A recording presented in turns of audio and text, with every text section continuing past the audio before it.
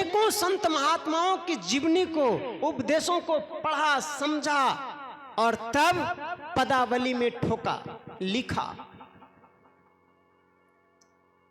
सत्संग नित और ध्यान नित रहिए कृत संलग्न हो, संलग्नता के साथ करते रहो। झूठ, चोरी, नशा, हिंसा, व्यभिचार ये सब को छोड़ दो और क्या, सत्संग नित और ध्यान नित करते रहो, निर्णय हो जाएगा। नित प्रति सत्संग कर ले प्यारा, तेरा कार्य सरय सारा। अब बहुत लोग कहते हैं सत्संगे करला से पेट भर जीता है।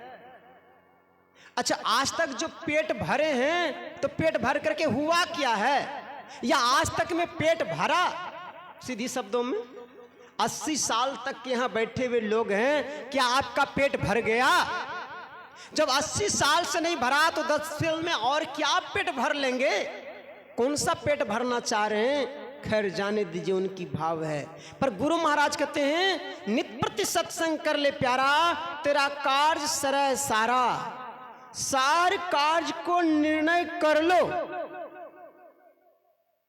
काम तो बहुत है पर सार कार्य को निर्णय कर लो। करना क्या है ये निर्णय कौन करेगा? देवता करेंगे, पशु करेंगे, पक्षी करेंगे, कीट पतंग करेंगे? कौन करेगा निर्णय? जो प्रधान होगा, और इन सबों में प्रधान मनुष्य है, इसलिए मनुष्य निर्णय कर सकता है। पर ये अपना निर्णय छोड़ करके दूसरे का अनुसरण करने लग गया है। खाना पीना, ऐश मौज करना, यही इसको प्रधान दिख रहा है। और ये काम तो पशु पक्षी भी करता है। ऋषियों ने कहा आहार निद्रा भय मिथुनं च समान में तत्पशु भी नराणाम ज्ञानम नराणाम अधिकम विशेषो ज्ञानहीना पशु भी समान। खाना, सोना, बच्चा पैदा करना और अपनी जान प्राण की रक्षा करना, ये 4 काम पशु पक्षी भी करते हैं। और यही 4 काम करके मनुष्य भी चला गया तो पशु पक्षी से श्रेष्ठ कहां हुआ? मुझे तो लगता फिर वहीं चला जाए। करना क्या है? गुरु महाराज जी ने बड़ी महती कृपा की। उन्होंने सोचा कहां जाएगा निर्णय सुनने के लिए। निर्णय सुनाया कि वो सार काम, वो प्रधान काम क्या है। नित प्रति सत्संग कर ले प्यारा, तेरा कार्य सरय सारा। सार कार्य को निर्णय करके धर चेतन की धारा, धर चेतन की धारा पिंड के पारा। दशम द्वारे का ज्योति जगी जावे, अति सुख पावे शब्द सहारे का। यहां सुख, अतिशय सुख प्राप्त होगा। यहां सुख का अंत नहीं होता। वो शाश्वत सुख प्राप्त करना चाहते हो तो सार काम में जो आपका चेतन की धार है उसको पकड़ लो। ये चेतन की धार क्या है? हाथ जिस बल से काम कर रही है, पैर जिस बल से चल रहा है, आंख जिस शक्ति से देख रही है, कान जिस शक्ति से सुन रहा है, नासिका जिससे गंध ले रही है, जिह्वा जिस बल पर स्वाद ले रही है, वो सब शक्ति को आप संतों के भाषा में चेतन धार कर सकते हैं। जिस धारा के बल पर हमारे गुरुदेव पूज्य स्वामी वेदांत जी महाराज बड़े अच्छे उदाहरण देते हैं कि जैसे बिजली के बल से पंखा चल रही है, मरकरी जल रही है, हीटर आग उगल रहा है, फ्रिज बर्फ जमा रहा है, मोटर पानी फेंक रहा है, ये सब किस बल पर काम कर रहा है? एकमात्र बिजली। बिजली हट जाए तो मोटर ठप, मरकरी ठप, हीटर फिटर सब ठप हो जाएगा। तो यदि आप इन सबको बंद करना चाहते हैं तो एक एक जगह से लाइन काटेंगे तो एक के ठो बंद होगा, और एक होता है मेन स्विच, जहां से सब जगह जा रहा है। यदि मेन स्विच से आप काट दें तो बिना किसी को बंद किए अपने सब बंद हो जाएगा। ठीक वैसे ही आपकी जो इंद्रियां है, जिस इंद्रियों के द्वारा आप कर्म कर रहे हैं और कर्म से अच्छा खराब धर्म बन रहा है, पाप पुण्य हो रहा है, यदि इससे आप छूटना चाहते हैं तो वही चेतन की धार को आज्ञा चक्र में समेट लो। यही आप जो देख रहे हैं, यहां से नीचे पिंड और यहां से ऊपर ब्रह्मांड कहलाता है, यही दोनों दृष्टि की धारों को समेट लें, क्योंकि यहां से नीचे सारे इंद्रियां हैं, यहां से ऊपर कोई इंद्रियां नहीं। भीतर की 4 इंद्रियां हैं, वो ऊपर है कि भीतर, उसको छोड़ दीजिए। जो आपका मोटा मोटी है यहां से है। यदि यहां से अपने चेतन की धार को संतों की आज्ञा अनुसार यदि आप यहां समेटने का जो काम है, यदि ये काम कर रहे हैं तो इस सार काम है। यदि ये काम आपका सफल हो गया तो तमाम काम का एक साथ तमाम हो जाएगा, समाप्त हो जाएगा। फिर कोई और काम करना नहीं पड़ेगा, फिर और कोई कर्म करना ही नहीं पड़ेगा। यही काम के लिए ये मनुष्य शरीर मिला था, यही कर्म प्रधान था, पर इधर हमारा ध्यान ही नहीं गया, इधर हम कभी सोचे ही नहीं, और जो नहीं करने का था वही सब करके अपना जीवन को समाप्त करते चले गए। सज्जनों, इसलिए इसी काम के लिए हमारे मर्यादा पुरुषोत्तम भगवान श्री राम ने समस्त प्रजागणों, गुरुजनों, विद्वत ब्राह्मणों को भी कहा, और एक स्वतंत्र भक्ति है, और एक गुप्त मत सबै कहे कर जोरी, असंकर भजन बिना नर भक्ति न पावहि मोरी। यदि तुम मेरी भक्ति प्राप्त करना चाहते हो, मुझे पाना चाहते हो, तो और एक गुप्त बात है। वो गुप्त क्या है? सबै कहें कर जोरी, सभी हाथ जोड़ के करें शंकर भगवान का भजन करो। जरा सा तालमेल मिलता है। जो सब कोई हाथ जोड़ के करें वो गुप्त होगा कि प्रकट होगा? अर्थ का अनर्थ कर देते हैं लोग, समझ नहीं पाते हैं, यहीं पर से कट जा रहा है ये अर्थ हो ही नहीं सकता। वह गुप्त जो अपने परिवार को भी, अपने आसपास के लोगों को भी पता नहीं हो, उसको न कहते हैं गुप्त।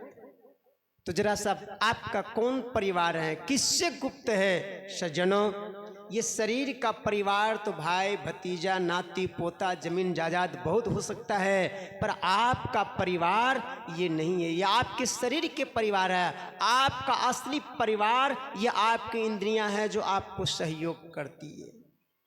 और ये काम करने के लिए आपको स्वयं, किसी इंद्रियों को ये पता नहीं है, किसी इंद्रियों को भी इसमें सहयोग की जरूरत नहीं है, सहारा ले सकते हैं आप। और यही साधना है संत मत की, यही गहराई है। यदि आप इस जगह पर आ जाते हैं, इस पॉइंट पर आ जाते हैं, तो आपका ये काम बन जाएगा। और यहां जो बात कही जा रही है, और एक गुप्त मत सबै कहे कर जोरी, कर माने यहां हाथ नहीं, कर माने यहां किरण से लिया गया है। ये आपकी जो दोनों चेतन की धार, जो दृष्टि निकल रही है, ये सबसे ज्यादा शक्ति निकलती है आंख से, और ज्यादा दूर तक देखती भी है। सारे इंद्रियों से इसकी ज्यादा पावर है। इसलिए इसी चेतन धार को समेट लेना है। यही किरण को, अपनी चेतन की धार को, दृष्टि को एक करो। और ये चेतन की धार 2 वर्ण की है, एक गर्म है और एक ठंडा है, एक स्त्रीण है और एक पुरुषैन है। ये 2 वर्णों के मिलने से जो चीज पैदा होता है उसको वर्ण संकर कहते हैं। तो आपकी भी दोनों दृष्टि के मिलने से जो चिन्ह बनेगा उसको बिंदु कहते हैं, शिवलिंग कहते हैं, उसको शंकर कहते हैं। यहां शिव जी की बात नहीं है, यहां कहा गया शंकर। और वो अति शक्तिशाली, इसकी ज्यादा व्याख्या मैं नहीं करूंगा, वो बहुत शक्तिशाली है। इसलिए कहा शंकर भजन। ये भजन जो है ये वास्तविक शंकर भजन है। वो 1 लोटा जल चढ़ाना, बेलपत्र चढ़ाना अब फल फूल चढ़ा देना वो शंकर भजन नहीं है, या 2-4 गीत गा लेना, 2-4 भजन गा लेना वो शंकर भजन नहीं है। वास्तव में यही शंकर भजन है। इसके करने से क्या होता है? और एक गुप्त मत सबे कह कर जोरी, शंकर भजन बिना नर भक्ति न पावे मुरी। ये असली भक्ति है भगवान को प्राप्त करने के लिए। और इसको कहा गया, भगवान शिव ने कहा बिंदु नाद, दो रेखा का मिलन एक बिंदु पर, दोनों दृष्टि की जो धारा है एक बिंदु पर जाके मिलेगी। और वो क्या है? वो शिव का चिन्ह है। जैसे दोनों दृष्टि की धारा मिलेगी तो गर्म और ठंडा मिलेगा तो क्या होगा? वहां अग्नि प्रकट हो जाएगी। तेजोमय बिंदु, प्रकाश में बिंदु प्रकट होगा। और जब प्रकाश में बिंदु प्रकट होगा तो फल क्या होगा? आपका पहले का जितना भी कर्म बना है, अच्छा और खराब, पाप और पुण्य, ये दोनों वहां जल करके राख हो जाएगा। गुरु महाराज जी के शब्दों में है, कर्म धर्म को जला खाकर देंगे तुमको तार, यही मानुष देह समैया में करूं परमेश्वर में प्यार। यहां आपको ईश्वर से प्रेम होगा, यहां जो प्यार होगा वो सच्चा होगा। और यहां जितने भी जन्मों जन्मों का किया हुआ गड़बड़ सर्व कर्म है वो सब जल करके राख हो जाएगा। और क्या होगा? अपार शक्ति है, बिंदुनाद महालिंगम, शिव शक्ति निकेतनम, वो शक्ति का पुंज है, वो शक्ति का घर है। अब आप जो बोलेंगे सो होगा, जो कहेंगे वही होगा। ये शक्ति आप में आ जाती है। और इसी शक्ति को पाने के लिए, इसी जगह पर जाने के लिए ये शरीर आपको मिला है। और यही संत मत की गहराई है। यही कर्म जो थोड़ा भी करता है, छटपट देखते हो रहा है, परेशानी तो नहीं, बस 3 मिनट और बचा है जो हमारे संचालक महोदय दिए थे। मैं अपना वाणी को इसलिए समेट लिया हूँ। तो श्री सदगुरु महाराज की जय। गुरुजन होते न तो मेरा दिल थोड़ा धुक धुक करता है, क्योंकि हमारे बड़े भाई साहब और बगल में हमारे बड़े भाई साहब बैठे हैं, तभी 2 महान वक्ता जो साधना के प्रखर में डुबकी लगाए हुए हैं। मैं तो केवल रटी रटाई बातों को जो थोड़ा बहुत मिलता है वही आप लोग को सुनाता हूँ। मेरा तो मुख्य है सेवा, और मैं अभी सेवा के लिए निकला था। मैं तो अभी 1 जनवरी से 9 जनवरी तक ध्यानाभ्यास है, उसकी तैयारी में मैं आता था। बुद्ध बाबा बैठे हैं और ये घर घर हमें ये सब मदद करते थे। तो मैंने सोचा चलो संयोग है कि अच्छा है, 1 पंथ 2 काम हो जाएगा, निमंत्रण भी दे देंगे और सत्संग भी हो जाएगा, तो एक ही जगह से हो जाएगा। तो सज्जनों, जो संत मत की गहराई है, यदि आप इस कर्म को करना चाहते हैं, इस चीज को यदि आप पाना चाहते हैं, तो इससे बड़ा और कोई नहीं, सबसे बड़ा है। इसलिए किसी ने अच्छा कहा कि दुनिया में यदि बड़ा बनना चाहते हो तो कोई बड़ा नहीं है। यदि आप कहते हैं कि मनुष्य बहुत बड़ा है, हम सबसे श्रेष्ठ हैं, तो किसी ने बड़ा अच्छा कहा, नर कहे कि मैं बड़ा तो पृथ्वी पर क्यों खड़ा, पृथ्वी कहे कि मैं बड़ा तो शेषनाग पर क्यों पड़ा, शेषनाग कहे कि मैं बड़ा तो शंकर के गले में क्यों पड़ा, शंकर कहे कि मैं बड़ा तो रावण के सिर पर क्यों चढ़ा, रावण कहे कि मैं बड़ा तो बाली के काख में 6 महीना तक क्यों पड़ा, और बाली कहे कि मैं बड़ा तो भगवान श्री राम के बाण से क्यों मरा, और भगवान श्री राम कहे कि मैं बड़ा तो भक्तों के बस में क्यों पड़ा। सबसे बड़े भक्त हैं, दूजा नाम है, तीजे 10 अवतार, तिन्हें प्रणाम है, ब्रह्मा विष्णु महेश सकल जहान है। अरे हाँ रे पलटू, सबके ऊपर संत मुकुट सिर ताज है। किसकी? कौन भक्त? किस भक्त के दिन भगवान है? कौन सबसे सिरताज है? क्या वो भक्त जो मुख से बोले नमो शिवाय, बकरे मुर्गे अंडे खाए, हरे कृष्ण हरे राम, 2-2 अंडा सुबह शाम, रोजा रखे रोज रोज, मुर्गी मारे खोज खोज, जब बेल मुर्गी खोज, भीतर गेल 300 रोज, हरे कृष्ण हरे राम, शाम को पिए 200 ग्राम। क्या ऐसे भक्त से ये बिंदु ध्यान होगा? नहीं सज्जनों, सूत्र है, बिना सूत्र का मैथ हिसाब नहीं बनता, आंसर नहीं मिलता। सूत्र को लागू कीजिए। सूत्र क्या है? जैसा खाए अन्न वैसा होगा मन, जैसा होगा मन वैसा बनेगा तन, और जैसा बनेगा तन वैसा होगा भजन। दारू पी के भजन कैसा करते हैं, मन कैसा हो जाता है। इसलिए भगवान के भजन करने के लिए पहले भोजन को, कोई भी धर्म अनुष्ठान आप देख लीजिए, चाहे काली माँ का ही उपासना हो, चाहे दुर्गा माँ की उपासना हो, काली माँ का भी पूजा करने के लिए आप पहले 9 दिन तक सात्विक भोजन करते हैं, 7 दिन तक, 8 दिन तक पहले आप शुद्ध सात्विक भोजन करते हैं, रजोगुनी और तमोगुनी का त्याग कर देते हैं। जब पूजा संपन्न हो जाता है तो फिर रजोगुनी और तमोगुनी का आवाहन करते हैं, फिर आप मार काट में उतर हो जाते हैं। पर आपका लक्ष्य पहले आपको भोजन ठीक करना है। यदि भजन करना है, आपको सही से चाहते हैं कि ये शरीर का हम सही उपयोग कर सके, मनुष्य बन करके हम मनुष्य बन करके जाएं, तो आपको पहले अपना भोजन पहचानना होगा कि मेरा भोजन क्या है, क्योंकि भोजन पर ही आपका जीवन है। जब तक भोजन सही नहीं होगा आपसे भजन सही नहीं होगा।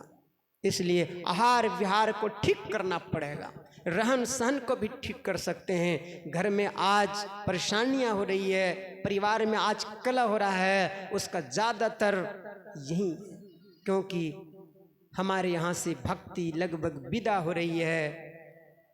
अब जो नहीं करना चाहिए वो सब कर रहे हैं, तो परिणाम तो खराब होगा। इसलिए भगवान श्री राम ने सावधान किया। तो बातें तो बहुत हैं, मुझे लगता है कि अपनी वाणी को विराम देने में ही फायदा है, क्योंकि